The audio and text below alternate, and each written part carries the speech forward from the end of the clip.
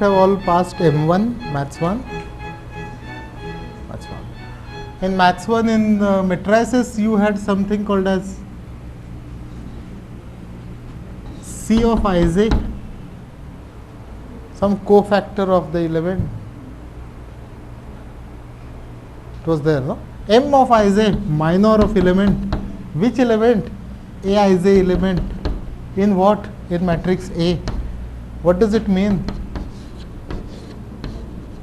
Ith row, zth column.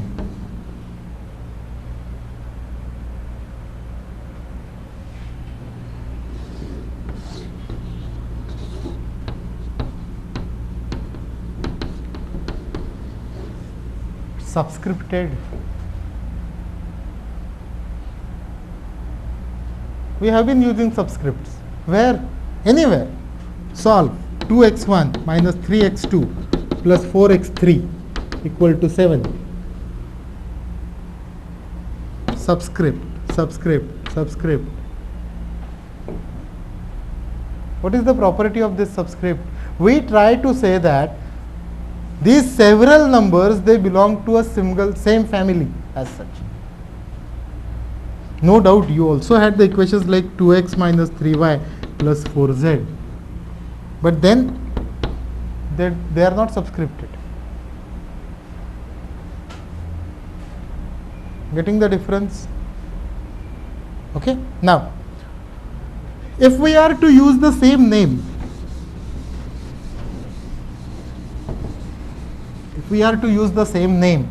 then C will provide us with the facility called as array. And the array will be declared as int, say m square bracket 5. This refers to our earlier program of checking whether the student has passed in all 5 subjects. That we did, right? Over there we have written int m1, m2, m3, m4, m5. Those are not subscripted. I could have written ABCD also. Those are 5 different memory locations whom you are naming as M1, M2, M3. Those are all variables, also called as identifiers. And identifier, if you remember the rule, it should start with alphabet,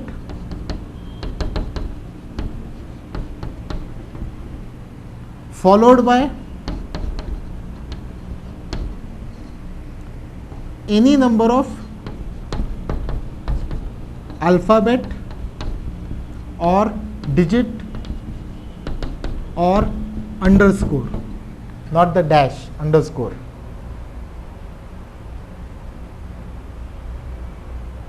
This is a rule to write identifier, and you have written it as M1. So it sticks to this rule. This is not a subscript. You could have written M100, M101 also. Okay. That is just the variable name. Here, the name is still M. And we are saying that in this M, I want to store 5 integers. Ultimately, compiler will calculate how much is the memory required. How much is the memory required? 10 bytes. So it will allocate the memory of 10 bytes.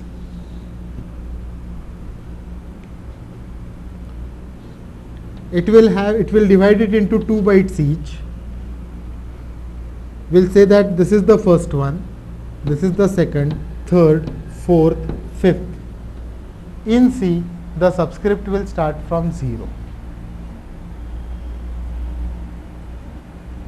Okay.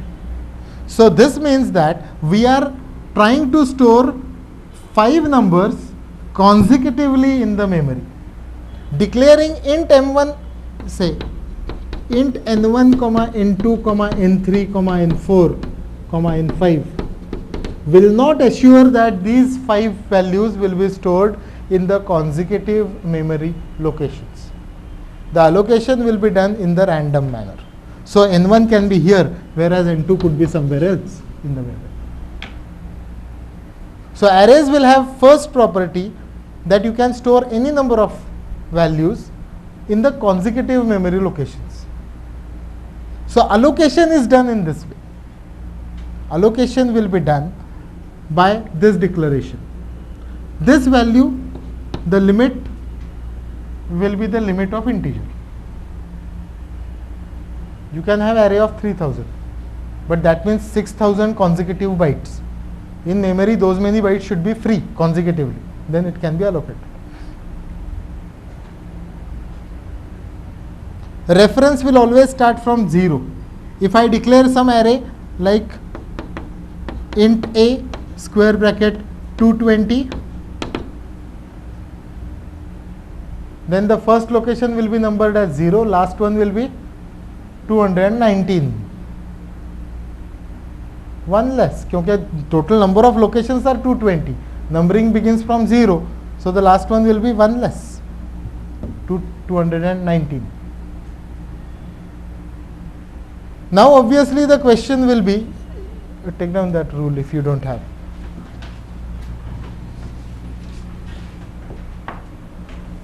Variable is same as that of identifier.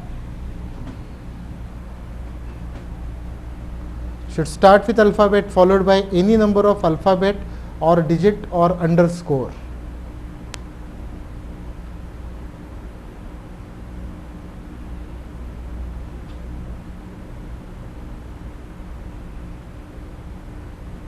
Also put a small star. I have already used the word any. That means I am not saying that there is a restriction on the length, but it is like any advertisement that you have. Philips TV, price 6990 and with a star, and then you will have to look for what is that star, and they may say that it is exchange offer and this and that and what not, local taxes extra and what. Like that we are saying it is any with star, which says that first 32 are significant.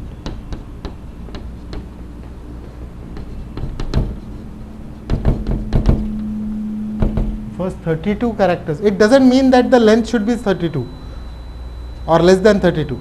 You can have length 100, लेकिन पहले 32 characters अगर identical होंगे तो it will not be two different locations. It will be same.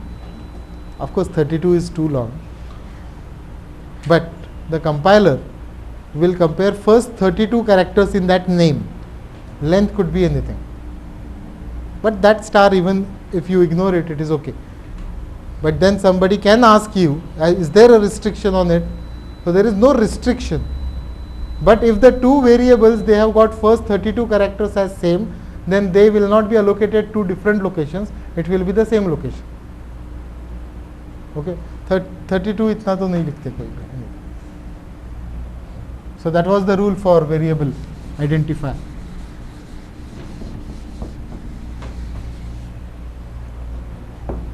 This is the array.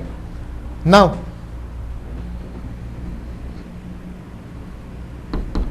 suppose I declare array A to contain 100 values, and I also declare something like IN. I will be first asking the user how many values you want to enter. We have declared array of 100 for one reason or another. That it could be the problem statement that there are 100 students in the class. So I will declare array of 100. But all 100 may not be present on that day. Then should I be entering, if only 10 are there, what should I do with the remaining 90? Should I be accepting the data? I can't. So whenever you declare the array will be always declared slightly oversized, and before you start with the code, you will ask the user as how many values you want to enter. User may say 2, 3, 10, 50, anything. That I will be accepting it. N. What if user enters 200? That is your question. What if user says 200? I don't have 200 locations because I have declared array of size 100. So I should make it sure that user has given a value less than 100. In that case, I will say it like while n is greater than 100.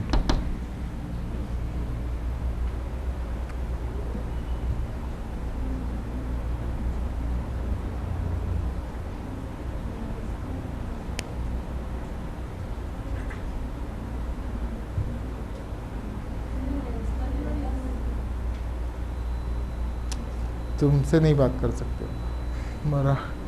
Marathi समजतं ना. कापूस कांद्याची गोष्ट माहिती आहे. कापूस कांद्याची कोणाला माहिती आहे? कापूस कांद्याची गोष्ट.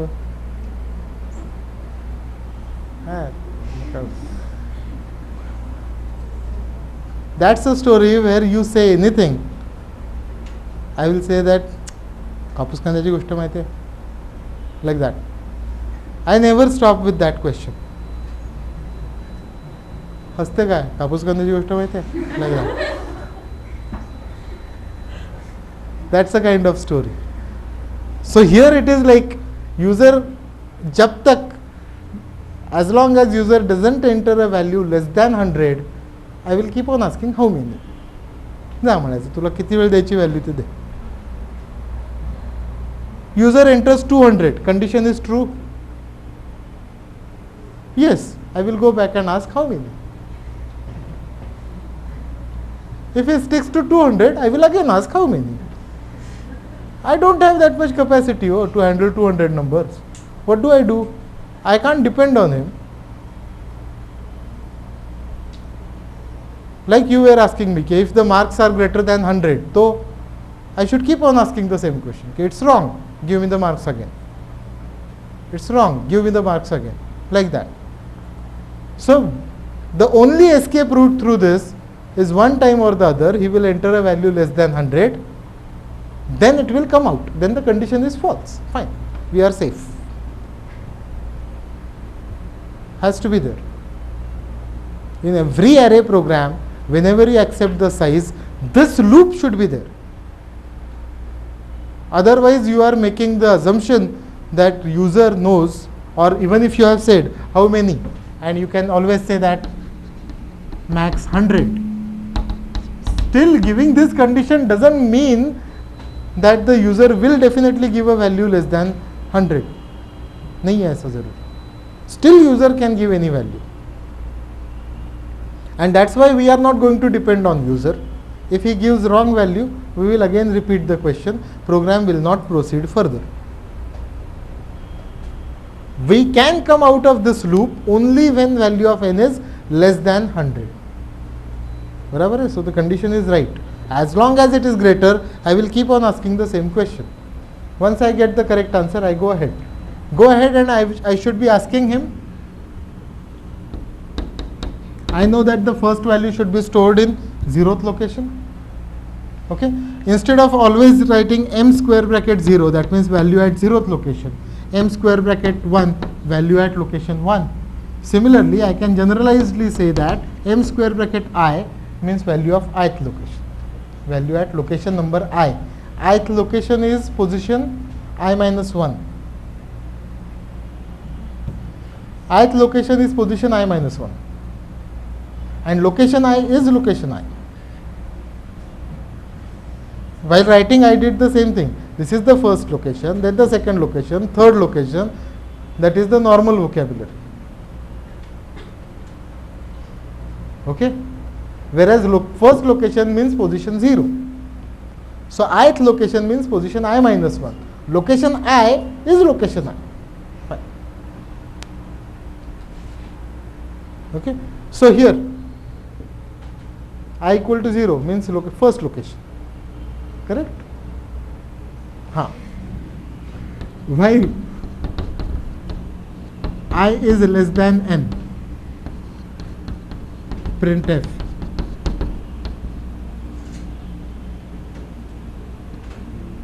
a square bracket percent d square bracket equal to percent d I.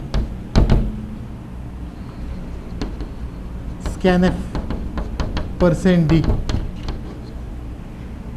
it is ampersand a square bracket I.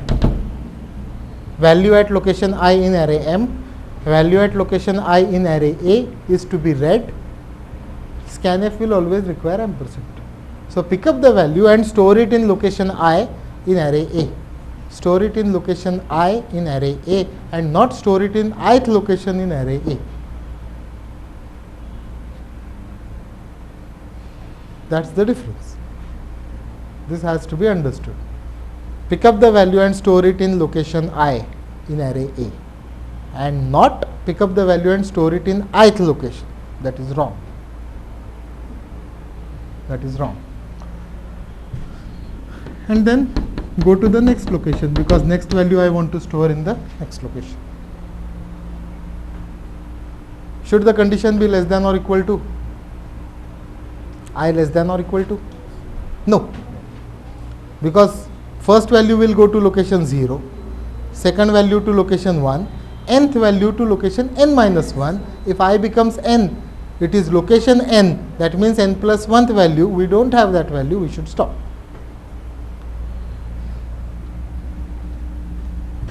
Clear?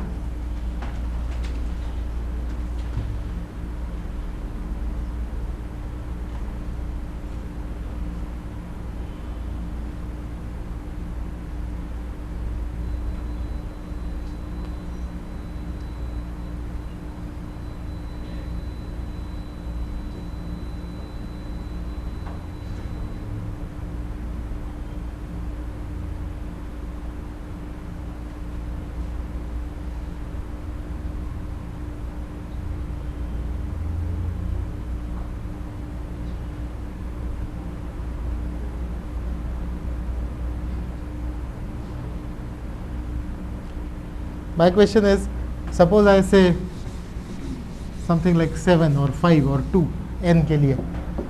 When this program runs, it will show, it will ask me how many.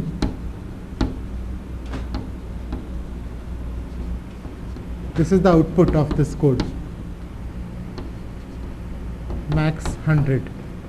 I say 200. It will ask me how many.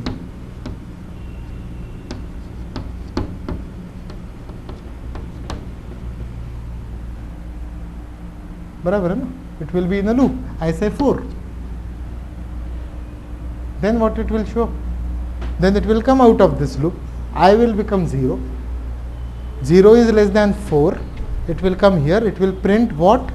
It will print a square bracket, which is a message. जैसे आपने लिखा था enter the number. It is like that only. %d के जगह पे there should be a value of whom? Of I, that is 0. So on screen this message will be displayed. So while entering the data, you will come to know as which value you are entering.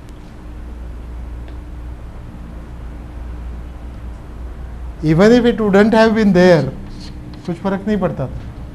You could have, it would have taken the first value and stored it in location 0. ठीक है. But then this being our first program of array, we should understand कि वो value कहाँ की read कर रहे हैं. Okay, and so I enter 429. Then it will ask me a1 equal to minus 55. I enter it. Message will be a square bracket 2 equal to 30. I enter it. A square bracket 3 equal to 4721. So this is input I am giving. This is input. This is input. Rest everything is printed through that code. Getting me? And it won't ask the further question, of course.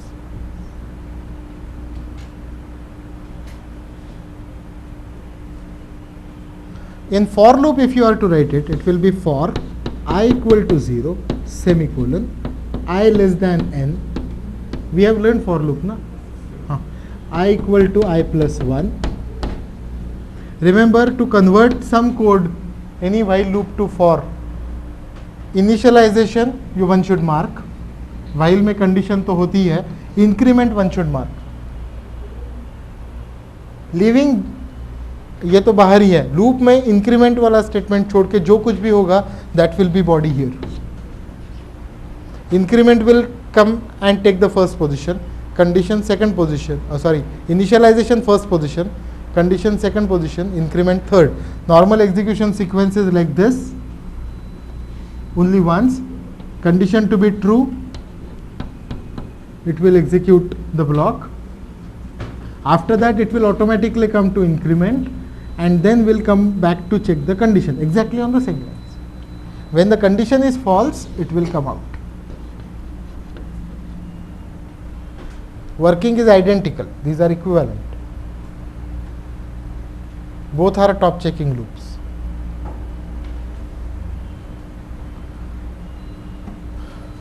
One small code and then we stop.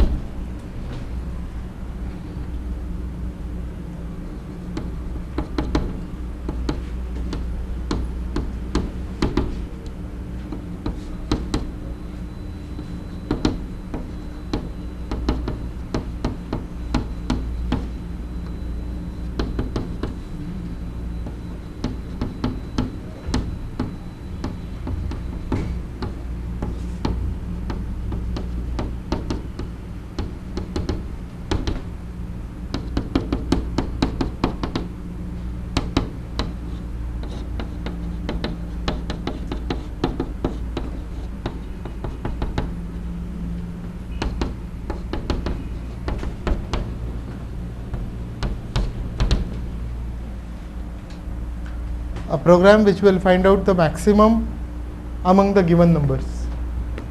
I am assuming that the first number is maximum, and whenever I start from 1, not from 0, because 0th value I have already assumed as maximum. If my assumed maximum is less than some number, then what is maximum? That number. I compare the next. Whatever is my current assumed maximum, if some value I find is greater than it, then I should pick up that value and call it as maximum. So I execute this loop. When I come out, I already have the value. Of those 4, 10, 100 numbers, whatever you enter, this code will give you the maximum among them.